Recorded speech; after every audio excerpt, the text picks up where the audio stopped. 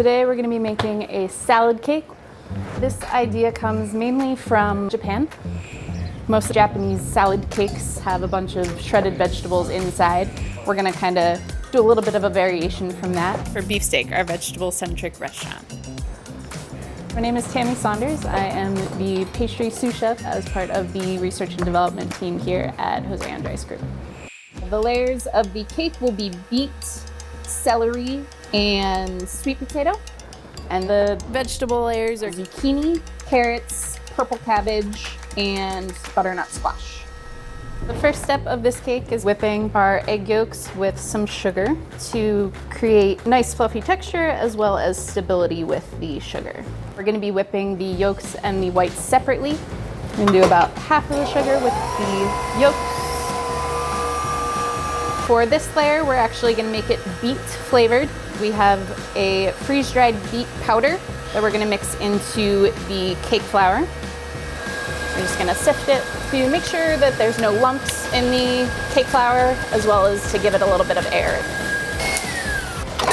The yolks are nice and thick.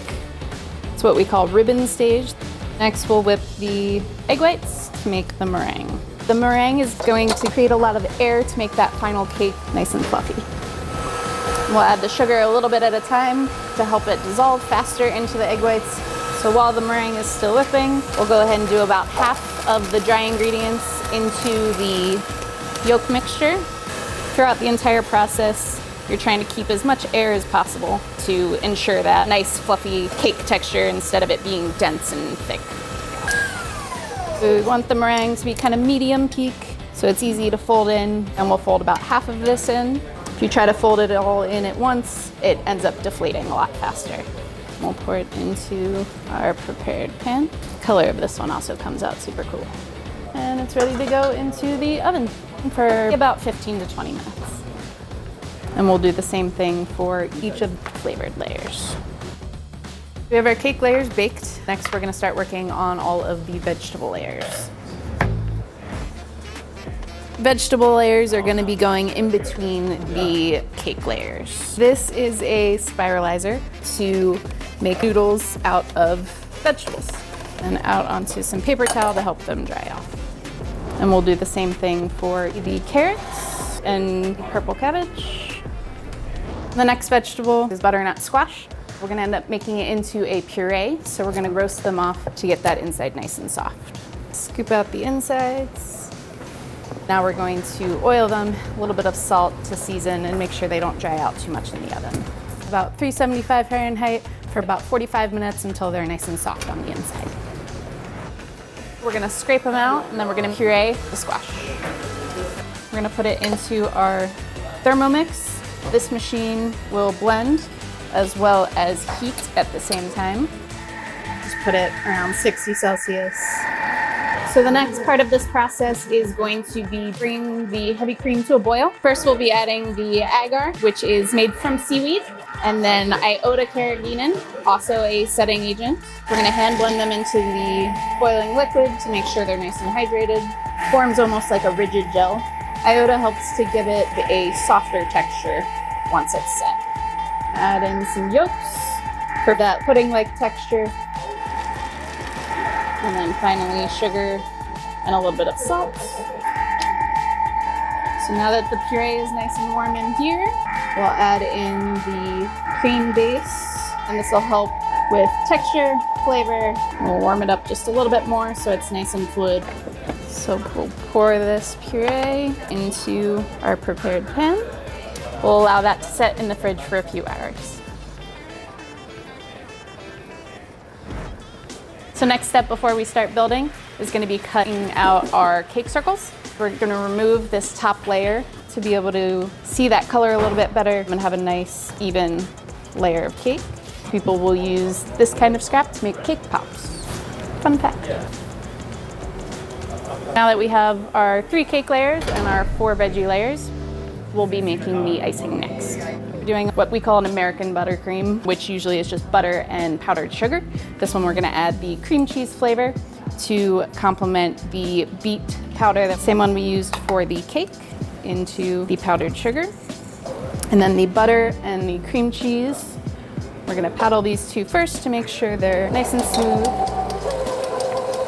You want that butter to be completely soft. Make sure there's no chunks that you'll bite into later. Once the butter and cream cheese are fully incorporated, we'll start adding the powdered sugar. And then we'll add a little bit of salt and vanilla for flavor. Give it a little bit more time to get it nice and fluffy. And then that's our beet cream cheese icing. We have everything ready. We're gonna start building the cake.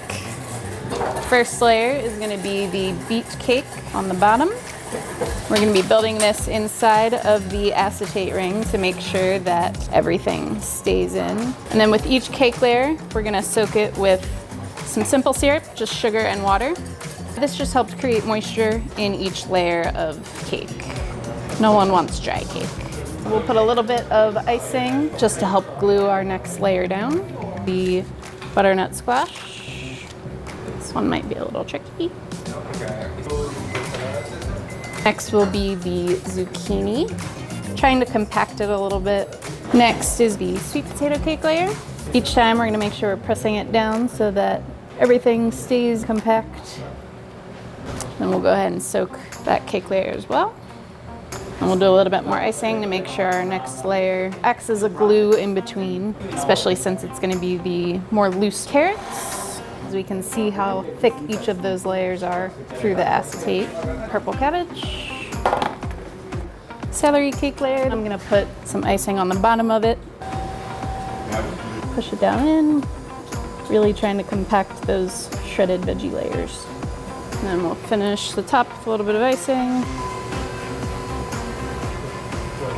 And we'll start icing the sides. I always want to put on a lot of excess to then be able to scrape it off afterwards. And we'll start finishing off the side and the top. We'll let this set in the fridge to help that icing kind of harden back up, and then we'll come back and decorate the outside. Now we're going to peel and shave some of the veg that we'll put on top of the cake as decoration. Various colored carrots, candy striped beets. So these we've sorted by size, and we'll start layering them on. So that's the first row. Now that the outside is done, we're gonna decorate the top. Just have some shaved carrots. They curl a little bit once we put them in some ice water. You can also hand curl some for a little more shape. And then finally some watermelon radish that will curl into little roses. This is the salad cake. 7 layers inside, the beet cream cheese icing. Beets on the outside, finished with radishes and carrots. I'm happy it held up and kept its shape, as well as turned out really pretty with all of those different colors. Let's give it a taste. Hey, look at that.